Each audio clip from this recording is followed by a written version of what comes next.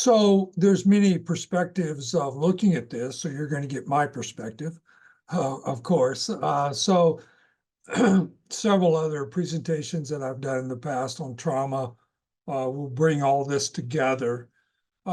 So, what is trauma and what is not? Um, we want to all be considerate of our diagnostic and statistical manual from PTSD and so forth. But when we talk about this particular subject of relational trauma or complex trauma and those kinds of terms, we're really, in some cases, outside of the traditional DSM-5 definitions of what trauma is. So we'll look at all of that. But I think clinical experience, and some of you that have been around will certainly recognize that there's a level of, trauma that people carry with them that don't necessarily qualify for PTSD as it is written in the Diagnostic and Statistical Manual. So, but I think there's been plenty of writings in literature to address, this other form of trauma. And that's what we want to look at more today. So the resources that I'm going to draw upon are Gabor Mate, M-A-T-E, with an apostrophe over the E. One of he's got several books, but the one that I'll refer to the most is The Myth of Normal. And then the internal family systems work from Richard Schwartz. So, and then we will look at compassionate inquiry as related to trauma and addiction that was based on the work of Gabor Mate, but then developed by one of his students.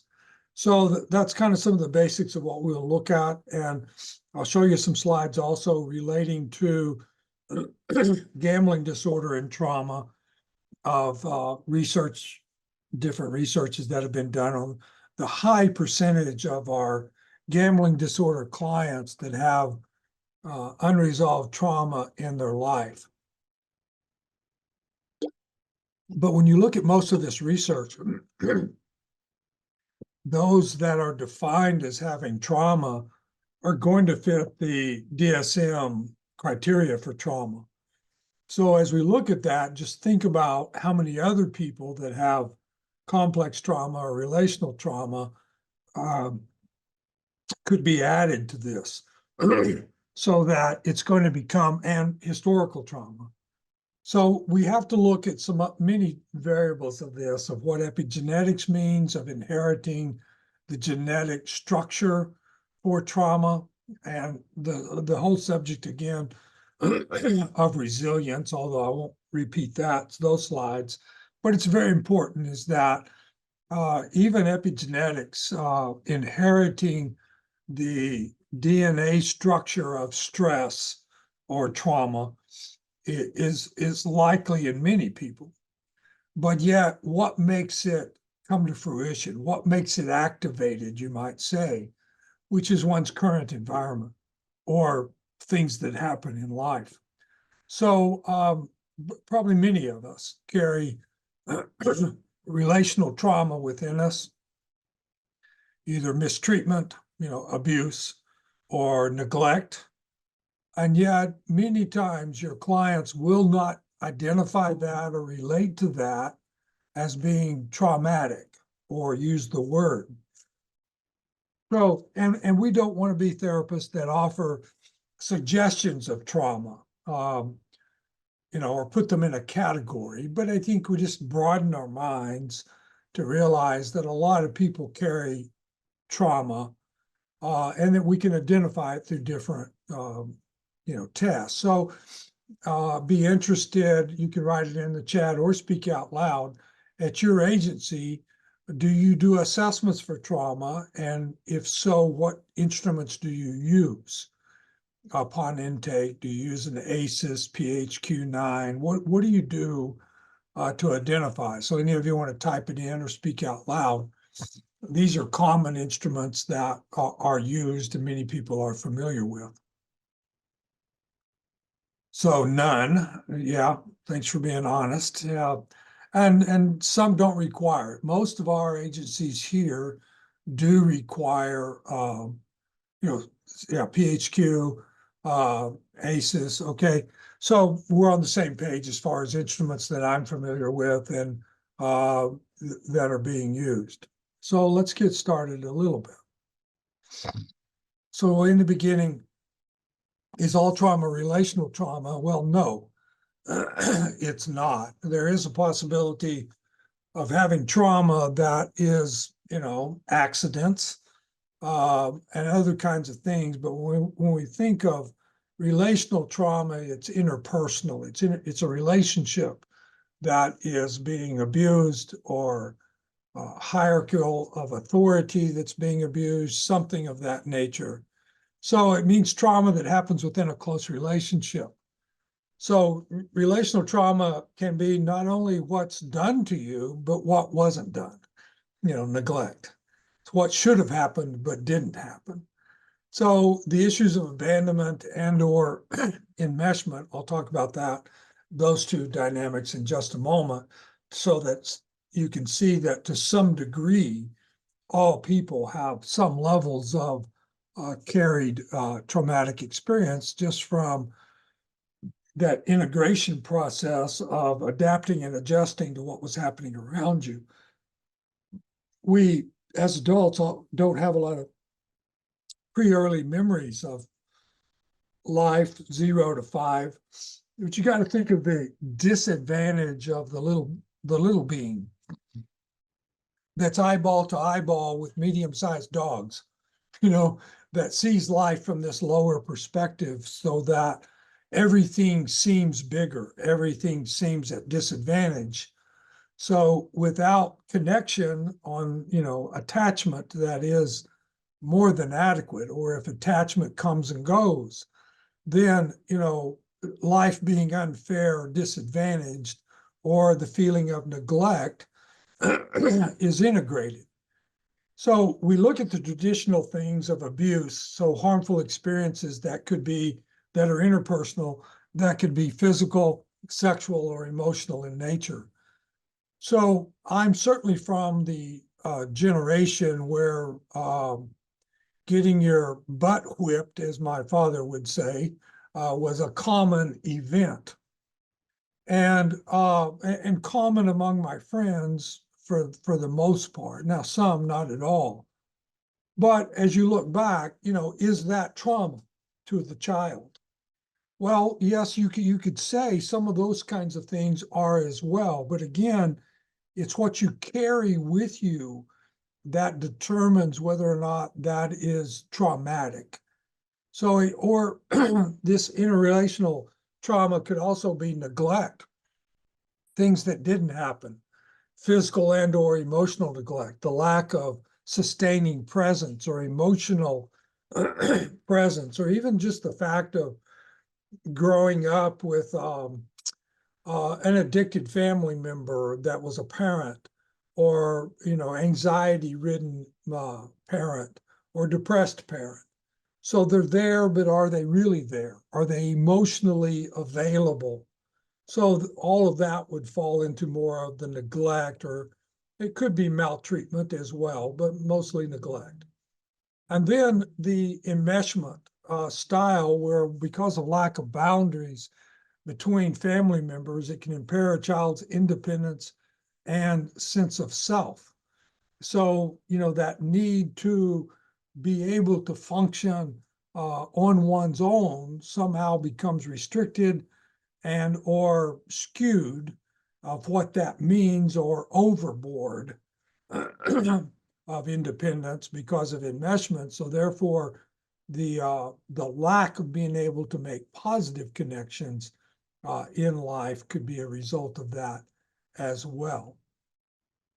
So we look at all of these things and go, okay, is it fair to broaden our definition of trauma and include these things, or always make a distinction between, some have said big T and little t in terms of trauma.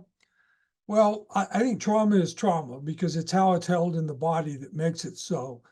And that among us as therapists, we can sort of wink at one another and say, trauma is trauma is trauma, because it lies in the whole within the person that's experiencing it, or denying it, whatever it might be.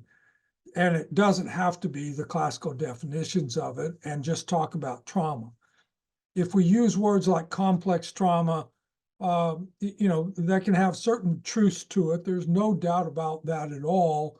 But it also can be confusing, as trying to say trauma is more than what's in the DSM. So let's just say trauma for this purpose and include it to being broader than that which is just classically in the list of things in the DSM. Excuse me, I'll take a drink water.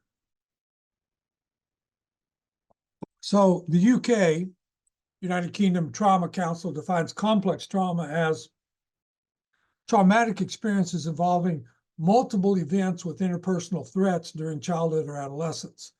Such events may include abuse, neglect, interpersonal violence, community violence, racism, discrimination, and war. These experiences have several key features. So, and I think what makes this type of trauma that's interpersonal unique is that the same individual that may have abused you or neglected you also loves you. So it makes it difficult to for the individual to have anything less than a mixture of feelings about this individual or individuals, because there's a mixed relationship. There's dependency, incredible sense of dependency. And at the same time, there's love and affection, and then there's this violation of boundaries or abuse or violence or whatever that it might be. And so it becomes, very difficult because it's most often, relational trauma is people you knew well. It's not like these were, strangers. Now that can happen, but it's not that common. That even cases of rape and incest, these aren't strangers. This is family members. So, that does describe complexity, in that the complexity is that the conflicting nature of the relationships with a single individual or more than one individual is all the way from extreme dependency and love and the need for them, all the way to then feeling violated. One's boundaries are being violated, or ignored, whatever the case might be.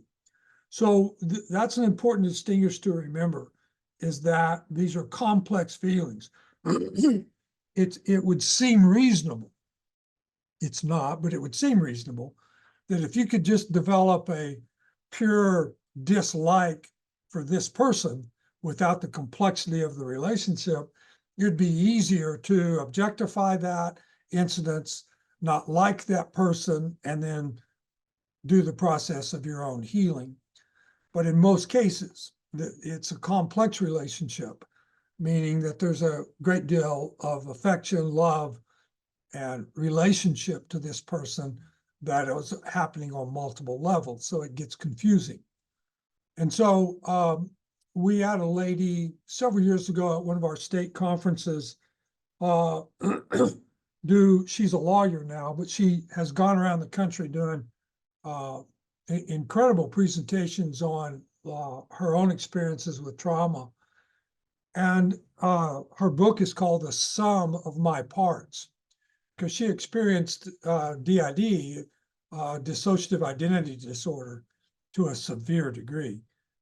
And, so she's really a really good speaker, and has obviously done years and years of therapy to be able to work through all of this. to be an integrated person again in her life and to be functional. But she was the one that really emphasized the complexity of the relationships that, in her case, being sexually violated by family members, was her immediate family, her brothers and her father. And that, it just gets crazy inside one's head because of the complexity of the relationships going on and how to sort that out in a comprehensible way. So what happens is a division within the individual.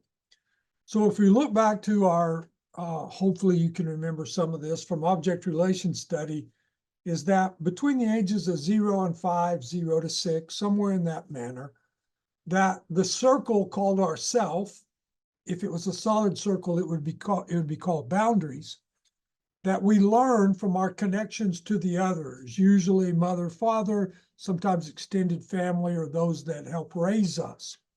But in any individual's lives, there are two dynamics constantly going on, because literally from the outside in, or I should draw that over here, outside in, we are absolutely dependent upon the others for safety, well-being, nurturance, food, shelter, clothing, literally everything. So the sense of self is in development, which means the dotted lines. There are no self boundaries.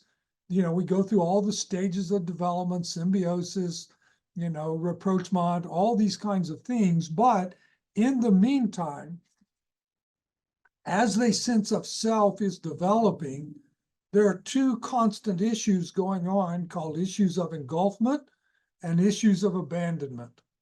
So our response to these dynamics, our integration of these dynamics, is going to become the issues, the lens system by which we grow up with an adult sense of self with these unresolved issues from the past, or issues to some degree we're going to have to work on. So if the others have depression, anxiety, or addictions, there is only one choice of the 0 to 5 age person, which is to adapt and adjust to that in the best way they can. Now, number of children in the family, birth order, and so forth has something to do with this as well, because children will often not compete for a role that's already been adapted or adopted by an older one in their relationship to dysfunction. But we have no choice but to adapt and adjust to what's happening by the others in our environment. All we can do is adapt and adjust, because survival is the main goal. What we're also dealing with and integrating is the fear of abandonment. It doesn't, consciously come to a child how dependent they are upon their parents or others, but they carry it within them of how dependent they are. For instance, if you see an 18-month-old dropped off at daycare first few times, what happens? They scream bloody murder, because their object of connection they can't hold in their brain yet has left them. They have to reconnect to someone else, and hopefully that's a nice person, or they have to, deal with this incredible anxiety until they are old enough to hold the parent in their mind until they come back. Or literally, the parents aren't there a lot, or they're not there emotionally because of their own mental health and or substance abuse problems. So to some degree, everyone has an adapted sense of self with our own combination of fears of abandonment and issues of engulfment of our environment. No choice. It's just a part of life. And remember, this is what gets stored in the posterior cingulate of the brain, called our default mode mechanism of the brain, our view of life and reality. Now, multiply this by factors when you have trauma at this early age, or you don't have trauma till later in life, but this inner sense of self, in transactional analysis 40 years ago, We call this the inner child, right? So this 5-year-old self has this adaptation and adjustment going on to life. But what if trauma, abuse happened there? Okay. So then they have to integrate that. And because they cannot objectively see the others as being sick people, they interject the sickness, there must be something wrong with me. So that inadequate sense of self gets developed and emphasized in a very dramatic way. Or if trauma happens later in life, it can often slide backwards into this, early preconceived senses or developed sense of self and be stored almost, if it's being stored, because it is being stored in the same part of the brain that this development is in. So again, complex, not a bad word when you see that how very innocently everyone growing up, that's eyeball to eyeball with medium-sized dogs, is integrating their adaptation and adjustment to what's happening around them in their immediate environment, or, the lack of nurturance, whatever it might be. So this isn't a choice, this is development. And so the issues that we're going to learn to carry within ourselves was never about us. It couldn't have been. It was about the others over here. All we were doing was adapting and adjusting to what was happening. Now, fortunately, in most people's cases, the others weren't terrible. They weren't totally healthy, they weren't totally unhealthy, but they gave us adequate nurturance, and the sense of self developed in a way to be functional for most of us. But we all can carry some residual effects of trauma within ourselves, quite by the fact that we're human beings, because everyone tends to develop in their psyche or ego development in the same way. I'm having to get water more often as the day goes by. So Gabor Mate reminds us that trauma is not what happened to you, but what happened inside of you in response to the events. So many times dissociation is often one of the most common responses, is because what can happen to people at these young ages and throughout life is unthinkable. There's no place to put it. There's no way to make sense of it, particularly when it's in a complicated relationship. So there becomes pieces, there becomes aspects of the self that tend to fragment or separate. So, don't literally take that literal, but I think you see the meaning of it and the expression of it in dissociation, how individuals are here, but they're not emotionally present here as a result of trauma. Because he says trauma is a psychic wound. The trauma can also be due to things that should have happened and didn't. Neglect, not available to be there for the needs of young ones. It's a psychic injury, and it tends to get lodged in the nervous system, the mind, and the body in general. So it's what we carry. And there's no part of us that is exempt from it being carried. So it affects well-being and health in all kinds of capacities and ways, because there's something just not right. And then the tendency to live with a hyperactive adrenal system, being hyperactive to safety, you become externally oriented instead of internally living one's life with meaning and purpose. You become reactionary. So people that grow up in alcoholic homes, or I'll just use that for an example, literally know by listening to the sound of the car door slamming whether they should go outside and play or lock themselves in their bedroom. So they know what to do by reacting to the outside. The problem is this isn't always predictable.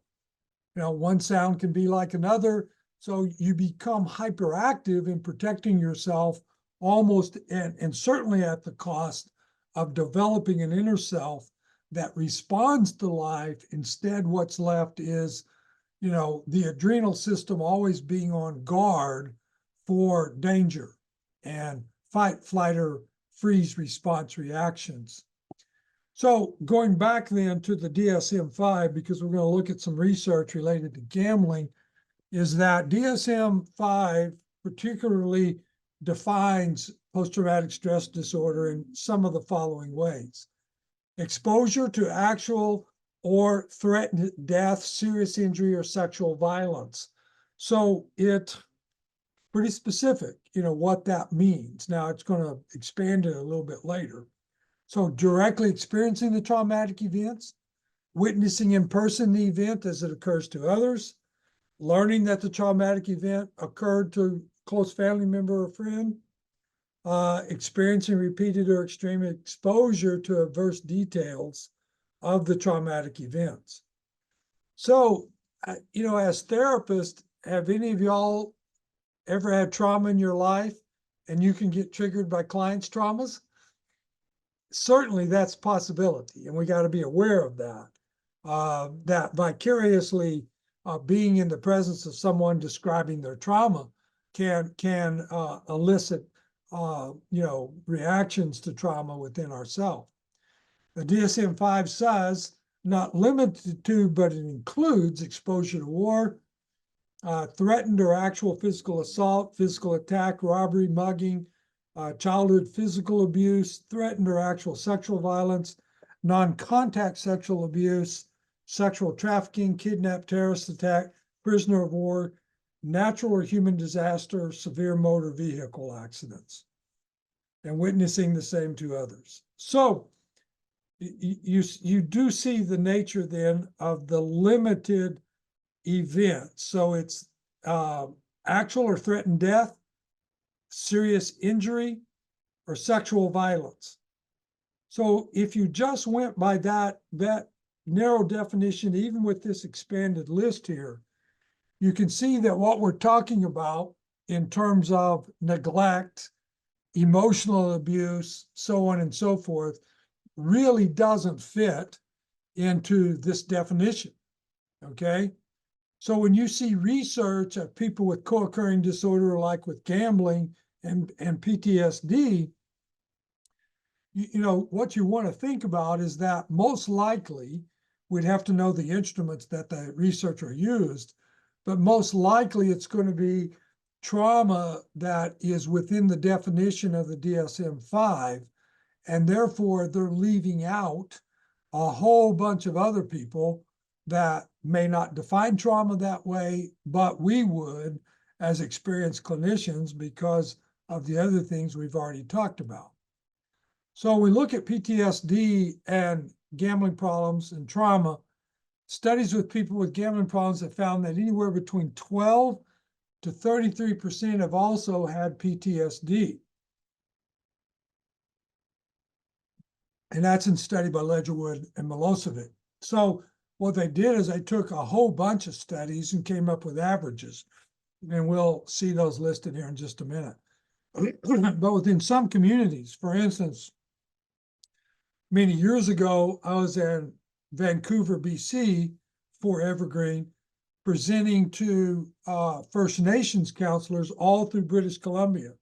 So I had a room of 75 Native or First American counselors or drug and alcohol counselors in the room, and every single one of them raised their hand to say that their drug and alcohol and or gambling clients all had unresolved trauma in their life. So then we explore that even more, that, you know, what we're not including in the DSM's definition is historical trauma. which First Nations people, Native Americans from the United States, African Americans from the United States have what we would call historical trauma, which is generationally passed down experiences of so many levels of trauma, you don't almost know where to start and stop putting labels on them. So just remember, that I would say from my experience, 60% of my clients have had some level of PTSD that have had gambling issues. So, but I'm including the broader definition of what trauma is.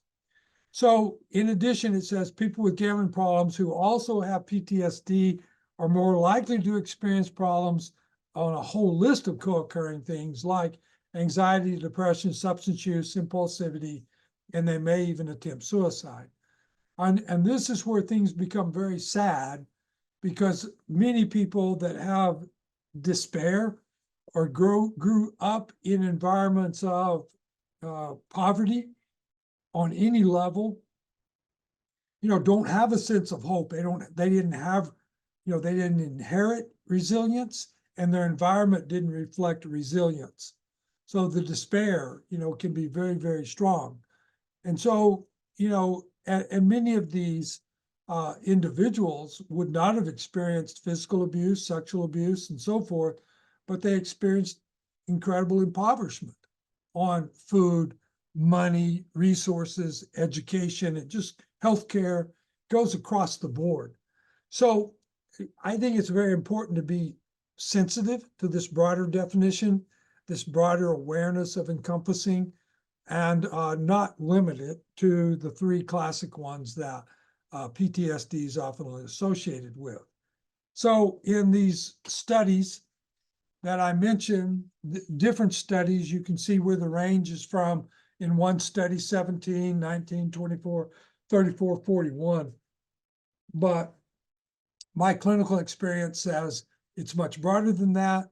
The experience of other counselors says it's much broader than that. But, by doing research, you're limited to the tools that are available. So post-traumatic stress and rates of gambling in representative samples, you're going to have numbers, again, all over the place. Higher, a lifetime history of PTSD, 14% lifetime prevalency rate of gambling disorder and trauma. Individuals with gambling disorder or PTSD are at a greater risk of developing the other. So, it's ways, in this regard, gambling is a way, that escape mechanism. It's a very much of a functional analysis of what did the addiction, and we're talking about gambling particularly, play in helping the client relieve other distress, symptoms, trauma, whatever it might be. So, and by and large, you're going to find that, at least my experience is, this is very unconscious on the part of the individual. They don't get up in the morning and say, oh, I'm going to go to the casino to escape my trauma. It's unconscious in that it works on a neurotransmitting level. So it becomes, conditioned behavior. And sometimes it can be very, enlightening, or to help people understand that they're not crazy, for one, and that their gambling was serving a functional, supportive way of helping them escape from or alleviate, dysphoric mood, or in this case, traumatic experiences. So because, it defies logic of why people would continue to do something that experiences so many negative consequences. So the functional analysis of it helps us understand that it was serving a purpose. Now it's going to build up more problems than the resolution that it brought, but it worked, and it continues to work in that secondary benefit. But that's very helpful to clients that need to know that kind of thing. Okay, so PTSD not always obvious in relational trauma. The sexual abuse, yes. And yet, look how confusing that could be to a child when it's someone they know, a loved one. the physical abuse in the same way. But then when it's neglect, is that, all of these have the summation that I must be a bad person. But in neglect, you'll see that acted out throughout life of fears of inadequacy. The same thing with emotional abuse will come out later in life, is everything's I'm always my fault, both in a serious and a, sarcastic kind of way. So these are long lasting. These are just as pervasive and sometimes more long lasting than the obvious physical and or sexual abuse is, because it has that complexity of relationship involved with it. Emotional abuse is being called names related to a negative manner, treated and being inadequate. So there's all kinds of ways of experiencing emotional abuse. But people often with neglect or emotional abuse often will not report this or talk about this in terms of a trauma or abuse, because it's not the obvious forms that they understand why people would have issues of trauma. But clinical experience, I think, tells all of us that it can be just as pervasive and long-lasting as the traditional forms of abuse can. You often can see the signs of trauma by looking at styles of attachment. If you're looking at an adult, there's 4 attachment styles. So one is secure, where, the adults are there to take care of your needs, your emotional needs, your physical needs, and they're available emotionally. But then you could have an avoidant person, and or they could have experienced parents that were dismissive or anxious and avoidant ridden kind of approaches to children. So they avoid or resist forms of attachment or people attaching to them. They don't approach it in a positive manner. Or anxious. That could be a sense of being preoccupied or anxious, ambivalent with or in children. Could happen as adults either way. So that there was a great deal of anxiety. And when there's a lot of anxiousness, many times there's a lot of blame. I remember my mom had real anxiety when I was a child.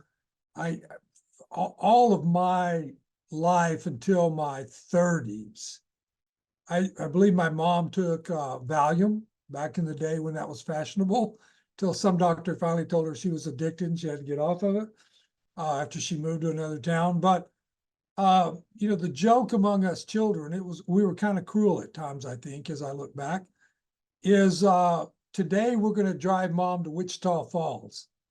Well, if you grew up in West Texas, you would know that Wichita Falls is where the state mental hospital is. And because she was always telling us, you kids are driving me crazy. So we made up our own way of dealing with it in a sarcastic way. We're going to drive mom crazy. But, in reality, what we did is just stayed away, stayed outside and played, tried to stay out of her way as much as possible. We even got to the point of not even allowing ourselves to have conflict with one another because we didn't want to upset her. So we had this anxiousness about attachment, in that you never knew what would set her off. So we were very protective of her mental health, her physical health, and tried to help her and take care of her. Now, amongst ourselves, we may joke, but around her, she let us know that we were driving her crazy. So we actually tried to do the opposite, take care of her. And with an absent father much of the time.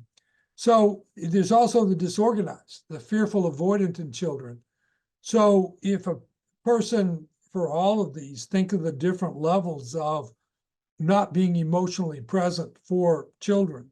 So a sense of scatteredness, which is based on fear of not really ever being present.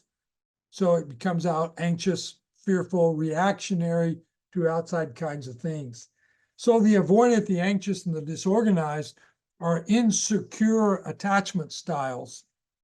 And many times when we can evaluate these, we can see behind it. What is the level or what is the type of trauma or the issues of trauma that might have been experienced? So remember, children, as we did, as we were taught, but as we assumed ourselves, were somehow responsible for our mother, and that not only her mental health, but helping her be better. And when you do that as a child, you're doomed to fail because one, you're trying to do the impossible. You're never responsible for someone else's well-being when you're a child. So you can't accomplish that task because she must make herself happy and find that problems are within and resolve those. So that fear of inadequacy, that sense of shame is going to be prevalent, for what, very innocent reasons, so to speak, but it becomes a very strong factor in then how you see the world, what you're expecting to make up the difference for that, and so on and so forth. So complex trauma and attachment styles, if child can consistently rely on their parents to fulfill their needs growing up, so that's evolving, that changes. Some things need to stop, some things need to begin. They're likely to develop a secure attachment style. They'll see relationships as a safe place where they can express their emotions freely. Now, that's a big statement because many people grow up learning not to feel. Oh, you shouldn't feel that way about your brother. You shouldn't feel that way about your dad, whatever it might be. So what you're actually saying is your feelings aren't okay. So a safe place where you can express emotions freely because feelings are always mixed. On the other hand, insecure attachment styles develop in a child if a child has had a strained bond with their caregivers. This happens when the child learns they're unable to rely on others to fulfill basic needs and comforts. And this can have different styles even on different generations. So my parents were children of the Depression. So they literally inherited and learned this feeling of scarcity, that there's just never enough. As they literally experience never enough, literally. So, what that then in adult behavior gets passed down to children is there's not enough time, there's not enough love, there's not enough money, there's just not enough. So our interpretation of that was don't even ask because there's just not enough. So you learn to deal with what is, yes, in some ways, but were we adequately equipped to handle life and relationships later on? And I would say no, and heck no, we weren't. All of us had problems in relationships, either marrying alcoholics or that looking for love in all the wrong places, instead of learning we had to resolve many of these issues within our inner self, which takes time. So relational trauma can overlap with complex trauma in many ways, which is caused by repeated trauma or long-term trauma. So very seldom in relational trauma is it isolated events.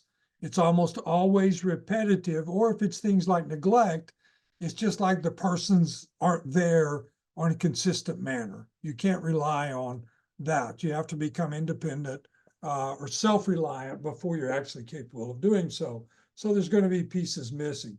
So complex trauma can include symptoms of PTSD. There's absolutely no doubt that the symptoms are going to be similar, plus other symptoms too.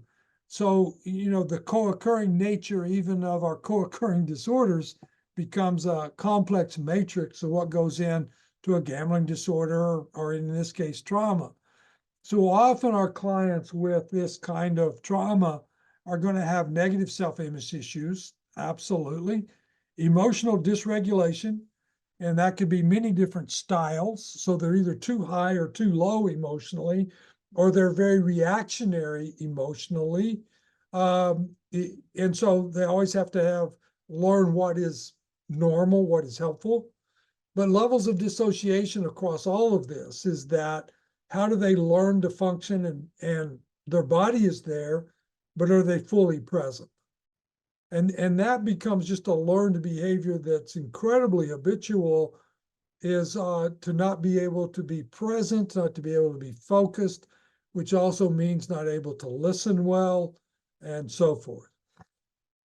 And so therefore, all of these are going to combine and be quite visible in relationship difficulties. And then probably one of the more difficult things to deal with is to trust what's really happening, to trust reality. Because that internalized sense of shame doubts the self instead of being able to recognize that the fault or inadequacy was in the parent or the close relative, whoever it might be, not theirs. They were a child. So trusting what one sees, what one feels, what one experiences becomes very difficult. And that's why people in domestic violence situations also many times inherited this from their own trauma of childhood. So, what's really happening in the relationship, they doubt, I don't think this person's really doing this, or da da da da da. So, you're just going to see it, how it's projected into relationships, and how those are the same relationships that during, the romantic phase of love, all their hopes were built on, of helping them with their difficulties, overcoming their traumas, are now duplicating it with the same lived experiences that they're having. Gomorrah Day, I think, is about as descriptive of anybody that I know of in describing the trauma experience. If you know anything about his life, or I'd encourage you to do the book, The Myth of Normal, and read about his life, is that he says trauma separates us from our bodies. So it's like, when we talk about internal family systems, and we'll do that a little bit as a therapeutic technique, even if you're not trained in doing that, is that there becomes a sense of separateness, is that not being at home in our bodies, so therefore dissociated, or not being emotionally present, which means separated from our gut feelings, trusting what we're experiencing, easily gaslight, someone. Trauma limits responsive or response flexibility, or even the general ability to respond to others instead of emotionally react to others. You're coming from your trauma or bad relationship behaviors when you automatically react with emotion to something that's said, or tone of voice and otherwise, instead of being able to breathe and respond, because it's not about you, to what's being done or said. So that's a real red flag for that kind of trauma. And so we need flexibility. Distorts our view of the world, and I think there's many meanings to that. But because our trauma and our decision-making are so reflected by our adaptations and adjustments as very young children, is that we see the world in a particular way that reflects our adaptations and adjustments to the engulfment and abandonment issues of life. So therefore, we're going to draw to us, we're going to see life in a particular negative way, disadvantaged way, something of that nature. Trauma fosters a shame-based view of the sense of the self in the world. So it's not just your Weltanschauung, your worldview, your view of the world, but your view of yourself in the world. Are you, equanimity with all people, the same, just like me? Are you disadvantaged? Are you one down? Where do you fit into the world scheme? And trauma alienates us from the present. So we're living in the past, anxiety of the future. It can take on multiple forms, of course, but what we're not being is present, because we have to have that observer self, that true self within us, to be able to do that, which is missing. So the development of this kind of trauma, and this comes from a different study of different authors, Helen and Kamer, in order to adopt an early environment failure. In order to adapt to early environmental failure, children learn to disconnect from themselves, which leads to profound disorganization of the self. So one doesn't know what they're feeling, what they're thinking. The dissociation becomes more and more pervasive in their life. We'll take a break here on another slide or so. Toxic shame then begins as a result of that adaptation to address our childhood experiences, our adaptations and adjustments. Shame's the mechanism of disconnecting from and attacking the self. Yeah, it could be neglecting it too, for that matter. You know, just being somewhere else emotionally or mentally. Thus, shame becomes a survival strategy to protect from attachment loss and environmental failure. Because remember, for the young child, that abandonment issue is going to override everything, that children cannot manage the concept of abandonment, being without objects that take care of them. So, you know, when that happens emotionally and or physically, you know, some disruption is happening within the self, and that can be of a very severe nature.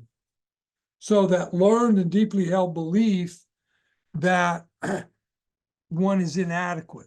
It's not that one is bad necessarily, it's that one is inadequate. Usually learned from an environment and messages that left the child feeling helpless and insufficient. So it's conclusions, you know, it's agreements that we make within ourselves. Shame can be problematic when it becomes internalized, which it's going to, and results in an overly harsh evaluation of oneself as a whole person or capabilities of doing anything. The inner critic might tell you that you are a bad person even though it's really interpreted as shame, worthless, have no value. The truth is, how deeply you feel ashamed often has little to do with your worth and what you've done wrong. It's about what you've learned, not what you've done. So in the concept of complex trauma from a social perspective, or, you know, trauma from a societal level, is something that we really need to consider, and that particularly as we look at young people, and I spend what little bit of free time I have coaching two different age groups of my grandson's soccer teams. One is 14 years, under 14, and the other one is under 7. So very different age groups. So, you know, you look at kids today and what they're growing up with, and even the youngest son in our family has, you know, he had his own struggles with addiction when he was younger.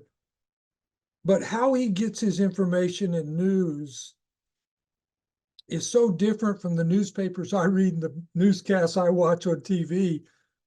You would think we're living in two entirely different worlds because of the source of information that he gets his news from and where I get mine from.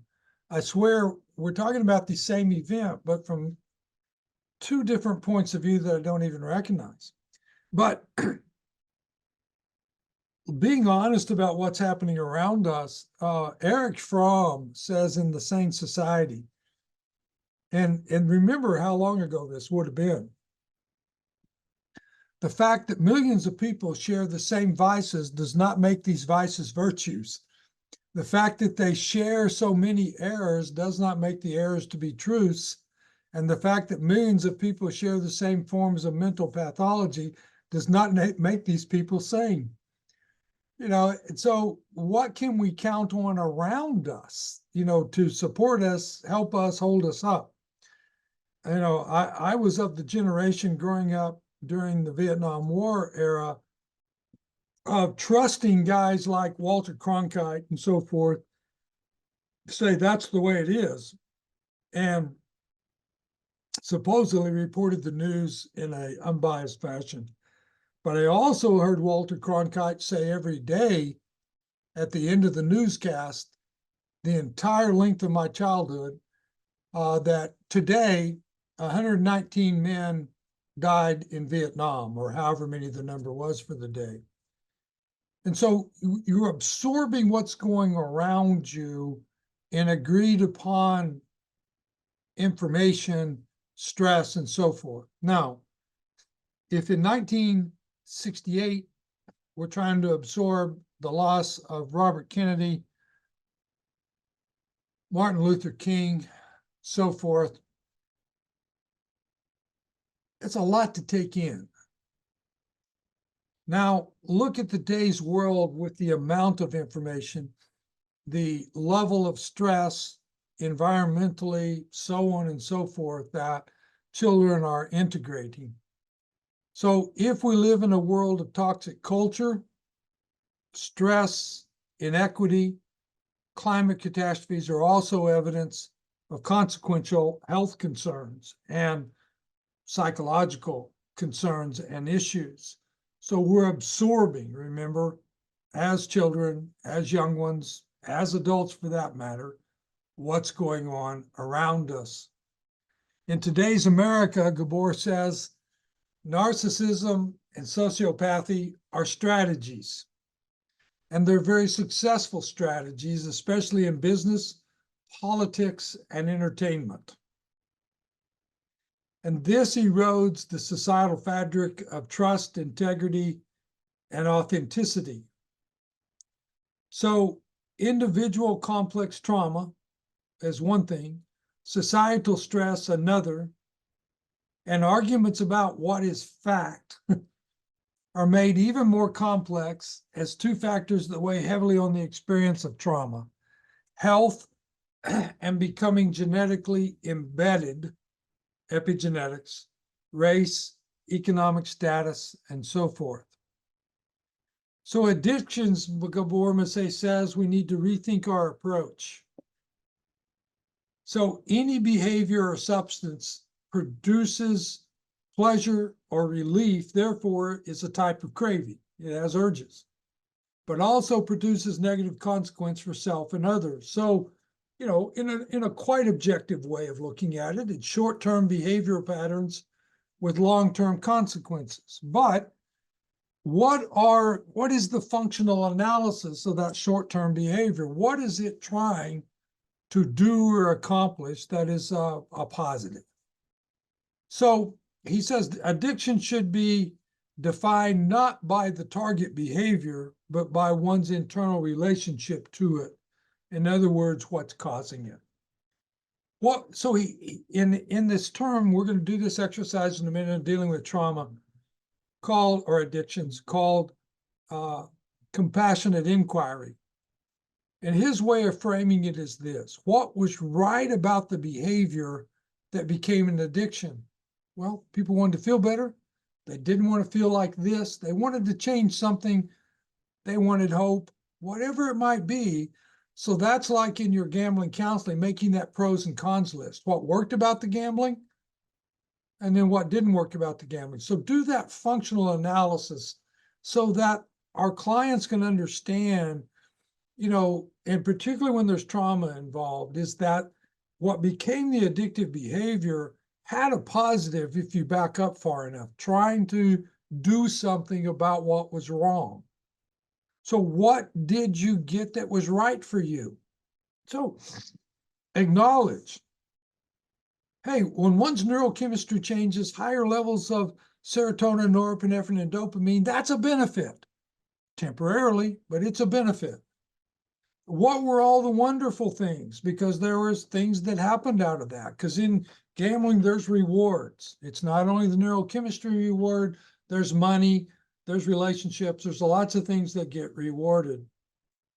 Were they all efforts to solve a problem, like emotional pain or trauma? And now we're getting somewhere, is to acknowledge that we're in the second pathway of the pathways model, that there was a pre-existing condition going on that we were trying to feel better about, or we were trying to relieve or at least escape for a particular period of time. And that, you know, the pain that was already there, or the pain that develops as a result of the addiction, can become the same. We're trying to feel better. and acknowledge that, we're not crazy, we're not totally irrational, that there was a benefit, there was a functional analysis related to this. So in our addictive disorder clients, it's important to remember that do not use the words like denial or relapse. Try to redefine those, okay? Such as ambivalence to change. It's nothing more than a combination of the original or the resulting emotional pain and the willingness, the effort to find relief. How am I going to give up on the addiction when I still have this emotional pain to deal with? So are the benefits real or perceived, Eric? You mean the effects of the drugs or the effects of gambling? No, those are real. Those are real. So it's the imbalance. It's when the consequences begin to outweigh any relief that one was going to find. But since it's the only relief they know, they're reluctant, to give it up, even though they can't deny that there's incredible consequences. So that's ambivalence. That's ambivalence. I mean, that's why they're not positive on the change side, absolutely, is because it's all they've got. It's what's worked, and it did work at one point, and now it's become repetitive and caused all these incredible consequences. So that's the ambivalence. But no, it was real. And don't, and someone else said, oh, what was it? The payoff. Okay, why, if we have oxytocin, why do we only talk about dopamine? I think it was something like that. Well, the comparison is the strength is incomparable. And the dopamine effect, either through a behavior or a drug, for instance, let's switch it to serotonin. The normal amount of serotonin that you get of a satisfaction or elation of doing something is a giggle, okay? You take a hit of cocaine, get 300 times the normal amount of serotonin, and you're elated. That doesn't last. You can never repeat that. You're chasing it, but it's 300 times difference. So the same thing with gambling versus drugs. Gambling is never going to give the amount of dopamine that a drug would, chemical would, but it's subtle enough. It's 100 times more than normal versus 300 times normal, but it works. And it doesn't look like you're doing any harm because it's a behavior until the consequences create more pain than the reward does. So the reward is honest. It's these people aren't crazy. They're not imagining or making more of it than there is. They're getting secondary benefits out of it, which reinforces the behavior. And until it can become obvious to them that there's alternatives, or they're sick and tired of the consequences, they usually are not viscerally motivated to do anything about it. So no, it's real. All things are connected to the body and stress, and this is why it's real. It's chemical. The body responds to experiences of inequities and trauma. So this is the study of epigenetics, of how things become passed genetically from one generation to the other. But what's going to turn that on and off is one's current living environment. So this involves the HPA, the hypothalamus, the pituitary, and the adrenal glands. All three are activated by stress and trauma, and in cases of duration, fail to turn off the fight, flight, or freeze response. So what you can imagine is a person with ongoing lived trauma in their mental life that happened really in life, they're not making this up by any means, is that their adrenal system, the cortisol levels all begin to wear out, and physical distress, breakdown of the body is going to happen. So he says, for life to sustain a healthy balance, the load or range of bodily metrics must stay within limits, or ill health emerges. So, if your HPA system is on alert all the time, it wears out, literally. So then there's going to be a natural decline in the cardiovascular, the gastrointestinal, all the functioning systems don't have the support that they need. And like with our gambling clients over a long period of time, if they don't get adequate sleep, they don't have any natural restorative functioning happening to restore the body back to sort of a zero set point after a good night's sleep. So, things will break down. It's the same thing, of stress and trauma. So all of these things are connected, and it all lies in the body. All emotions have a body connection. If you have a constant trigger of an emotional experience and you feel on edge or angry all the time, there's parts of your body that are going to, so to speak, store that emotional content. If you want to read about this in a fascinating study out of the University of Pennsylvania, the book is called The Heart's Code. Does anybody remember that book from a long time ago? And what they started studying was the effects of people that received a heart-lung transplant from a donor, a cadaver, obviously, a person that's died and donated their bodies. And by interviews, what they began to understand was you didn't just receive physical organs. You received pieces and portions of the emotional and memory content of the donor. The stories that they unveil about this when they finally got donor families in with donee families and compared some of the characteristic changes that happened within people was taste bud changings, emotions changing, memories and dreams that were not about their family, but other people, calling their spouse by the wrong name without it being Alzheimer's or anything. It was uncanny. And so the conclusion of the study is that emotions, memory, and consciousness are not in the brain only. They're carried in the body system. So, whether that's woo-woo to you or not, read the book. These are MDs. These aren't, somebody trying to prove something of a new age characteristic. I think it's a very substantial finding that we need to all understand. We carry things within our physical body. So interpersonal biology, we're all susceptible to emotional states of those we spend time with, as well as the health or ill health of nature and our environment in general. So now in epigenetics, this becomes potentially wrapped in the DNA of our physical DNA structure, is the impact of life experiences on our genes, which are passed from generation to generation. But current experience in our world determines whether that genetic potential will express itself in the long run.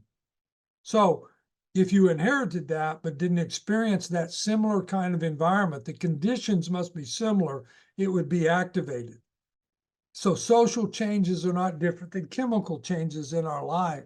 So putting yourself in a different situation, learning, education, positive people, there are many things that the genetic tendency may be there, but will not express itself because one's environment, one's way of living is different, that does not give that potential a means to express itself. So Gabor Mate says, disease is an outcome of generations of suffering, of social conditions, of social conditioning, of cultural conditioning, of childhood trauma, physiology becoming the brunt of physical stresses, emotional histories, all interacting with physical and psychological environment. Well, for those of you who don't know Gabor Mate, he's an MD, okay? He's a medical doctor. So he's most known for his, I think, 13 years in Vancouver treating drug addicts in a house, in a halfway kind of house. So therefore, disease is not a process, is a process, not a thing, a process of imbalance of the entire organism. If people feel threatened, insecure over a long period of time, inflammatory genes are turned on. Repression disarms the ability to protect oneself from stress. So things break down people get ill. So emotional rather than intellectual interaction serves as the mind's primary architect. What an incredible statement. So in our own lives, in the therapeutic relationship or working with people with this kind of trauma, is that we're an important part of that process of building the environment where they can be safe. And we must always check in about that because they can be triggered mostly from their own self, but by numerous other things. And Julie Tian, from a PhD working with eating disorder clients, and I've actually written these 3 things down sitting by my desk where I sit when I visit with clients, that says with her clients, there are 3 lacks that are typical: lack of control, identity, and self-worth, along with a need to numb pain. I can't tell you how many disorders you could substitute for eating disorders, gambling being one of them, people with trauma being another, that these 3 lacks become a state of mind, a way of living, feeling you have no control or other people are in control, therefore no identity, no self-worth, and the need to numb pain. It becomes pretty pervasive, so pretty common to a host of the clients that we work with. The most stressful stimuli which activates the APA system is uncertainty, conflict, lack of control, and lack of information. So Eric says, is this synonymous, are those things breaking down synonymous with aging can be mistaken for disease as opposed to repressing body pain? Is that all to that? You know, I think there's a fundamental difference in aging, and maybe it's aging gracefully versus being a, you know, victim to our stress responses or the lack of healthy responses. I think there's a qualitative difference, and it would be very difficult to divide up the inherited factors that we have in our lives, and you know what's caused from the stress response and inflammation. You know, my father and grandfather both had prostate cancer, and my grandfather lived to be 93, never had it treated at all. My father died at 76 and was treated out the wazoo, and probably died from the treatment of prostate cancer more than anything. So certainly I've inherited this tendency, and for the first time, I'm 69 years old now, and for the first time, my PSA level has been above 4. So is that inflammation? Is that inherited? You know, I think it's both. And I think I've done pretty well to have gone this long in my life to not have a PSA above 4, and yet the tendency was already there. So, you know, I don't know how to fully answer the question. I think because we all are going to suffer. Change is suffering. Aging is its level of suffering. So, you know, there's no doubt from the day you're born and the growing process, you're also in the process of dying, things wearing out. But I think what we're talking about here is that that's the normal process. We expect that. You know, when I had an MRI on my skull before I had to have brain surgery one time, this was a few years ago, the lab report came, the MRI report came back and said, normal white matter for a person this age. In other words, not all my brain's working as well as it used to. Now, I don't particularly feel that. I don't think I forget anything. So, you know, we're going to deteriorate. Even our white cells of our brain, the gray matter, is not going to be as healthy as it once was. You know, I can still do a crossword puzzle in 2 minutes and so on and so forth. Not too worried about it. But things are different. There's no doubt about it. Normal. What's normal? And then what's stress? You know, so I think that's all we're trying to decide. And, you know, the person with trauma has got this unending sense of stress happening, that is affecting the adrenal system, the HPA system, and you're going to see definite effects from that are particularly predictable. And you're going to see this manifested in our gambling clients that have, trauma in their life. So epigenetics is the inherited environment structure or genetic structure of past. Current environment will either activate it, turn it on, or remain inactive. So it doesn't have to be activated. It takes a process of unburdening to release the feeling stuck in the body or the inherited tendency. So emotions are in the body, okay? Energy in motion, emotion. So moving these becomes very important, and that's why a big part of our work is regulating emotions. They're too high or they're too low. How do we practice the 5 steps? Recognition, acceptance, letting go, getting grounded, and practicing love and compassion. We're moving emotion through us, which is the breath of life, and keeps the HPA system from being overloaded. We work through it. So when we work with clients, we need to not only work on we need to only work on what is being experienced in the present, because what they're presently experiencing is the mirror of the past, and particularly trauma. Regressive work in trauma is not necessarily always the best thing to do.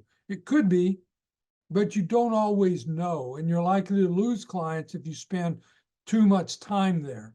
But what they're experiencing mostly in the present is a reflection of that, and that's what we can help them with without it being overwhelming.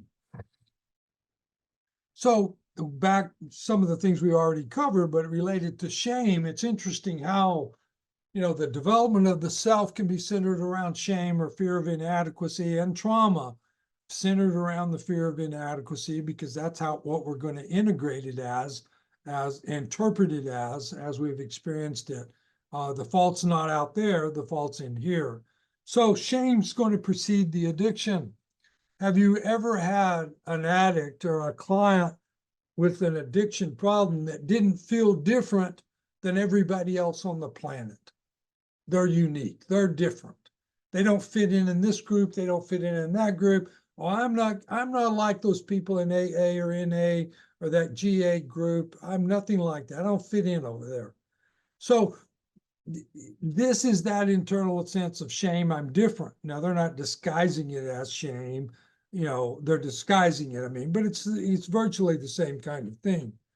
So the 4 characteristics of ill health is there's a host of illnesses, including all autoimmune disorders, and many cancers are found in people that have regard for the needs of others, but not themselves. Now, this study was done at several hospitals. The one that I know is closest to me was in Fort Worth, but is also some of the work of Hans Selye on stress and others, where there was this type B personality that was very often getting forms of cancer because they had no self-regard.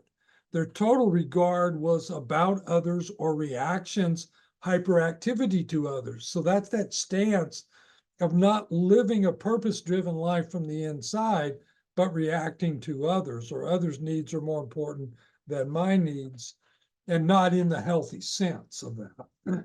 Identity of the self was the same as what one does for work. Now, it's a whole different illness here of usually cardiovascular problems, heart disease, those kinds of things, where it's workaholic, type A personality. But also, back to type B, is a repression of one's anger, never able to express how one feels. So therefore, and this is, again, the last one, experienced by men more often than women, feels responsible if another person is emotional. So there's my mother, right? She's anxious. We're at fault. We're driving her crazy, right? So we make these connections. So once you carry this kind of burden, is that it's affecting, one's ability to be expressive, to be self, to know what you're feeling, and that being okay. And we're going to see in a moment how important that is in development, because the four needs of all beings are like this. We need attachment to be taken care of, and therefore the ability to take care of others. We are connectional beings. Very, very few people on the planet are equipped to live in isolation, okay? We are creatures of society, of connections. Second, we need rest from having to work, not to have to take attachment relationships to work. When this happens, attachment is distorted, not to make attachment relationships work. So there should be something natural. Should be something a little bit easier about attachments, that you don't have to constantly make them work. Now, yes, all connections are work, but what's wrong when a connected relationship takes constant work to make it okay? There's something unhealthy. Somebody's trying to take care of somebody else when that person's not being able to take care of themselves. That's the meaning. 3, to feel our emotions to full, we need to be able to be emotionally, and our emotions be acceptable. We don't want them running our lives, but we want to know what we're feeling. So when they're suppressed, they have to be, squelched. It's not okay to have emotions if I want attachment. So I have to swallow that. So it's a disconnect from yourself again. Authenticity becomes suppressed then. This requires acceptance and approval for who we are. So if you can't handle how I'm feeling, right, then I have to suppress that. So it's not okay who I really am, is the final conclusion. So free and spontaneous play.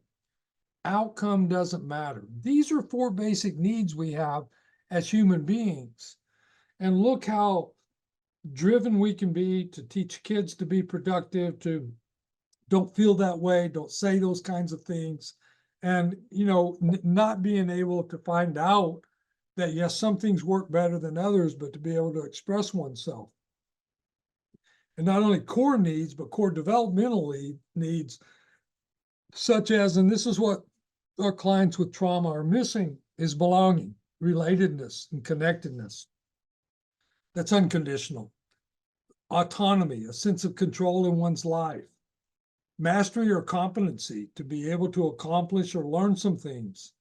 Genuine self-esteem, not dependent on achievement, attainment, acquisition, or validation of others in the long run. If you're over, say, 12, 13, 14 years of age, and you're still doing things for the approval or due to the disapproval of others, you're not getting it. That's not genuine self-esteem.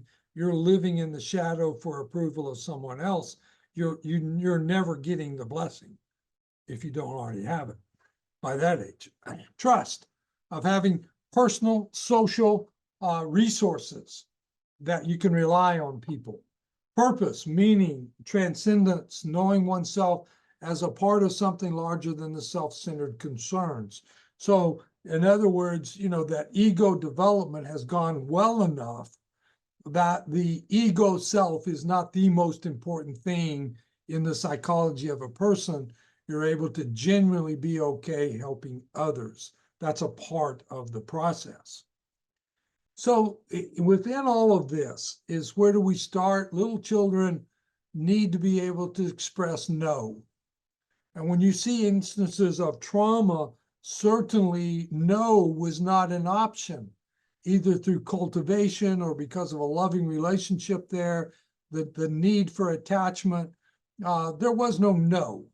Okay, so those terrible twos where no's the first word they learn, regularly, it is an important phase. Not only to say no as a child, but to be supported in the effort to establish a sense of self. And that's one way of doing it. It's the child's way of doing it.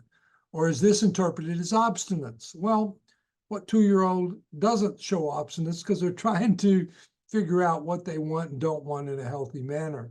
To say no to self and others, to develop a will.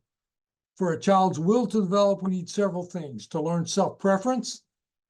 And when there is pushback to self-will, resistance will grow stronger, but in the end, the self will be repressed to maintain the resemblance of attachment, because attachment becomes more important than the expression of the will. So we need that. So it doesn't take any imagination at all to see what trauma does, to the development of the sense of self. So then what do we do with this? So, and compassionate inquiry is where we want to go as our response to dealing with interpersonal trauma. Two quotes. Only when compassion is present with people will people love themselves to see the truth. Only when compassion is present will people love themselves to see the truth. And it is compassion that moves us beyond numbness towards healing. So the greatest changes, can happen interpersonally for the deficit of trauma, but healing on the other side is also a relational phenomena that must be cultivated and built and honored within boundaries and respect. So in compassionate inquiry, we want to address with gambling disorder or whatever, using this idea in this process. What is the client experiencing in the present moment? Is the content that we're going into the past. So it's what's happening right now because it's a reflection of the past, okay? Trauma is often the inability to be present and to know and express what is actually happening.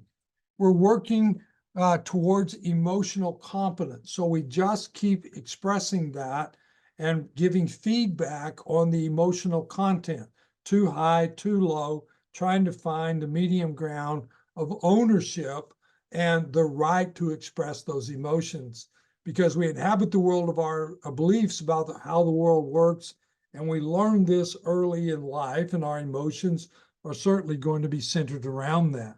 So we're teaching emotional competence, the capacity and the right to feel our emotions. And there's always a difference of knowing what you're feeling and how you express those feelings. It's never okay to go to violence and those kinds of things, but to have, upset emotions is important to know what is happening. That's usually an indication or a fear of boundaries being violated and those very important things. And learn how to express emotions effectively. So it can be simple things like constructive conflict or, lots of things that we can teach that we're not responsible for other people's emotions. They're not responsible for ours. It's a learning process. And distinguish between emotions that arrive in the current situation versus emotions that are triggered from the past and early development. Particularly in relationships, this is vital, is that I would say 75% of the people I've seen in 44 years of counseling as couples are, what they don't understand is that your spouse is certainly going to be a trigger to your emotions, but they're not the cause of your emotions. You brought the cause with you, if that makes sense, okay? Know your genuine needs versus your program needs, and know that these genuine needs must learn to become from the inside out. And you learn that in connected relationship, but not that other person isn't doing that for you. To get what happened in the past, to get at what happened in the past and how it is still carrying this dynamic in your current situation. So, and that's the real task of having healthy relationships, is being with people in the present moment without them trying to meet, or you're hoping that they're going to meet unmet needs from the past. That's when relationships become impossible and very disappointing as well. So compassionate inquiry from Karen Atkinson, a student of Gabor Mate. Compassionate mindful inquiry simply explores what is happening right now, at this moment, on any given level, be it superficial or the depth of one's being. So it's just continuing to explore that emotional content of how the client is feeling at the moment. Change often occurs indirectly in response to observing and holding what is already present with kindness and compassion. It's validating it. It's giving it a place, and it's giving it a safe place. So the relationship between mindfulness and compassion, therefore, is that mindfulness helps us to develop awareness enabling us to tune in to whatever is rising for us at the present moment. Now remember, that's not who we are, but you have to learn this. I can see my thoughts. They cross like a teletype machine. I can experience my emotions. I watch them rise, and there they go. They will pass unless I grab hold onto it.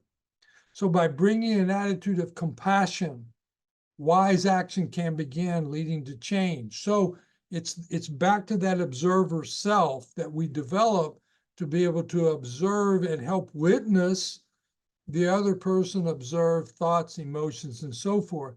So that's why when we lead mindfulness exercises, we go through this, just calm and relaxing. We may do an entire meditation experience just on calming and relaxing the body. We may do the next one, or in progression, on just focusing on your breathing. Try not to inhale too deeply, exhale, find the natural flow of breath, almost like you're stepping behind it, watching it happening.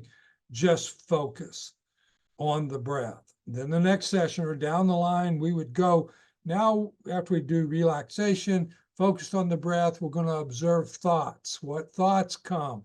Simply watch them come. There they are present. Now they fade away. The more we practice this, the more we distance the attachment to that thought as being me, and it's just a thought. It's something I learned, okay? So now we're practicing self-compassion. And then wise action can begin that comes from this present place, not the reaction to the emotion or the thought or the trigger that I was having from my own thinking. And with practice, this leads to change. So, I mean, boy, I said that so nicely in about 3 minutes, but that can take a long time to learn, but it takes practice. But it is very effective if one will practice it. So the therapist is trying to cut through that constant mindless habit of letting the posterior cingulate, the default mode mechanism of the brain, just run on autopilot and replay all the things you've learned throughout your life, particularly early, that result in shame and inadequacy. So we learn by witnessing the breath. We learn by witnessing and observing our thoughts and our emotions to come out of autopilot and just become aware of them, okay? Don't change them. You're not going to be successful at that. Don't try to stop them. You're not going to be successful at that. That part of the brain is doing what it does. Now we're just creating, not grabbing hold of it, first of all. Watch what is present in the body, the heart, and mind at that moment. Just observe it. Let it come, let it be, let it pass. It's only a few seconds, actually. Bring kindness to what is present. We learned that reaction for a reason. We wanted to be safe. No judgment. Choices arise as how to best move forward from this moment with awareness and compassionate attitude to oneself and others. It's just its content. It's what I learned. It was other people's business that I had to adapt and adjust to. So our motto becomes, what I want to learn through compassionate inquiry is not to let other people create my reality. Now that's quite a task, but that's literally what we're doing by seeing these thoughts, seeing these emotions. We learned this, we practiced this, we stored this for a reason. Now I watch it, but I'm the one sitting here watching. There's more happening than I ever imagined. So the therapeutic process, moving from autopilot to creating space, gaining perspective, I can do this, becoming aware of the relationships of thoughts, emotions, and physical sensations, because we store those in our body as well, and see habitual tendencies of how we use those as triggers to escape, or how they developed in early childhood is one thing, but also what we do with them in our adult life is escape through whatever means, whatever behavior we were escaping from. So, and again, she emphasizes the same things Gabor Mate did, is the body is our barometer, providing information as to how one is feeling in the moment. that it's the place where we store emotions, experiences of anxiety and tension. You have the back of your neck and your shoulders. You're storing a lot of anger and frustration there. You can actually experience that and feel that. When we say a person's got butterflies, we usually think about the stomach because you're very anxious and you have fluttery feelings. So all emotions have a physiological connection to them. So, and if we stick with the present day experiences that a person is experiencing, we're getting at this habitual pattern of their trauma and how they've held it, which everybody does in their physical being. So we loosen our attachment by stepping back from the entanglements or the identity with thoughts, physical emotions, physical feelings, and create space, which allows us to see it pass. And we have greater perspective that I'm not just what's happening in that repetitious fashion of my default mode mechanism of the brain, but I can see much more clearly. I can relate to people much more clearly and directly. It has incredible benefits. So in compassionate inquiry, Gabor Mate says there's 5 layers of compassion.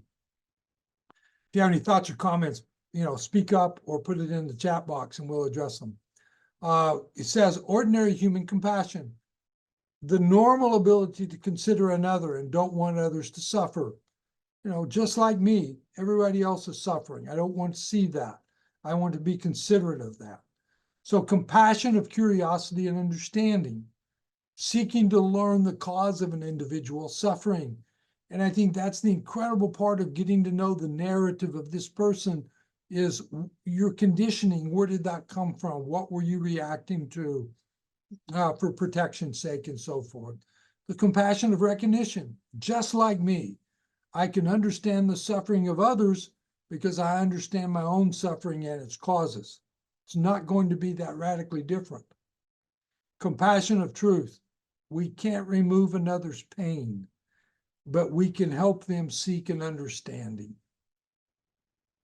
It's not our burden. We understand it. We see it. We have empathy with it. We have compassion. Can't remove it, but by helping them seek an understanding, it lightens the load. Compassion of possibility. There is a path to relieve the suffering, connection, and reconnect pathways of how the brain is capable of working. That's that whole sense of connectedness and neuroplasticity of the brain. So I hope that makes sense and gives you sort of a roadmap of how we use compassionate inquiry to help. And I showed you this before this morning, but I think it's important to talk about the 8 C's there's in internal family systems, whether you use this or not.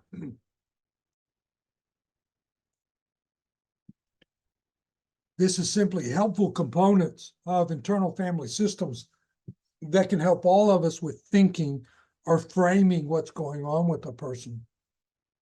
The true self, or the seat of consciousness, and at its core, even a person with severe trauma doesn't operate out of that all the time.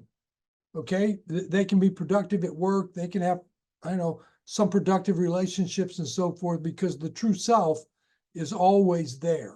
And we're trying to evoke that and bring out its presence. So noticing when we find expressions through their language and hope of curiosity, when they express compassion, calm, confidence, courage, clarity, creativity, and connectedness, that these components of the 8C and all of these things actually are much more connected to the prefrontal cortex than they are any other particular part of the brain. Of course, they would happen everywhere in the brain, but these are particular characteristics of that side of the brain that we want to, acknowledge and realize that what would it be like to live out of these 8 C's all of the time, instead of letting the shame and the trauma to be invisible and all those other things, take place and become, the ruling nature of our vision in our life, instead of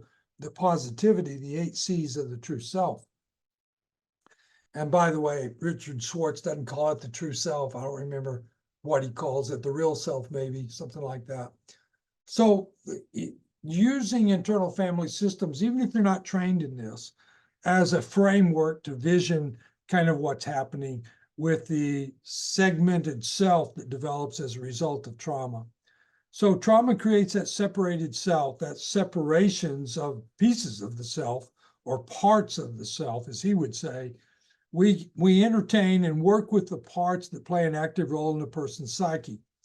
For instance, the most important thing to realize about this is that there is an exile. That is the wounded self that experienced trauma, called the exile. Okay? So all the other parts that develop, called the firefighter and the manager, are simply trying to protect and keep information or keep exposure from the exile. So the addicted part of a person is a firefighter, is trying to distract and keep attention away from the injured part of the self known as the exile. So look over here, look at this behavior, constantly deflecting. And the firefighter will do anything to squelch the pain and take away on many addictive roles sometimes. That the firefighter in people's lives has no scruples. Sometimes it has no moral compass either. But its positive role, if we want to look at it from a positive point of view, is to deflect from the wounded self, the exile. So there are parts that hate the addictive part and want to do what's possible to manage the dysfunctional part, and they're called the managers. And these could be like superego figures that are a parent figure in transactional analysis, trying to cajole this other part of ourselves to behave itself. But their role, again, they can't take control. They don't have the power within us to control the addictive part, but they contribute to further sense of shame and failure, because it's the thou shalt not, don't do this kind of message, or you should be doing this kind of message. And all the while, the exile, the part that was initially wounded, that got separated psychically from ourselves, that's visible in means of dissociation, and their roles feel worse and worse. See, you're just proving my whole case. All parts are playing the role of protecting the exile from exposure, and all parts are locked into a particular age. And this is a very important connotation if you're going to work with parts. But the mediating part that you want to get talking to the other parts is the true self, which is there in every person. We work with to have conversation with the acting out part, the managing parts, and to some degree, perhaps even the exile, to create understanding that all are seeking to play a role of protection, but end up maintaining a dysfunction. So we want to give them healthier roles to play through conversation and, you might say, maturity. So exiles, the parts who've been exploited, rejected, or abandoned all along the way in external relationships, and then subjected to negative judgments from other parts of the systems, the managers. They can be a denier, a pessimist, controller, all kinds of things, trying to bring order that the firefighters create. And firefighters' reaction to the fear that the exile will be exposed, or going off in anger, fear, and abandonment and lose it. Their job is to suppress the exile's emotional firestone with no regard for the consequences of their own behavior. So in all regards, none of this is working for the health and well-being of the individual, and it's not operating well in its environment.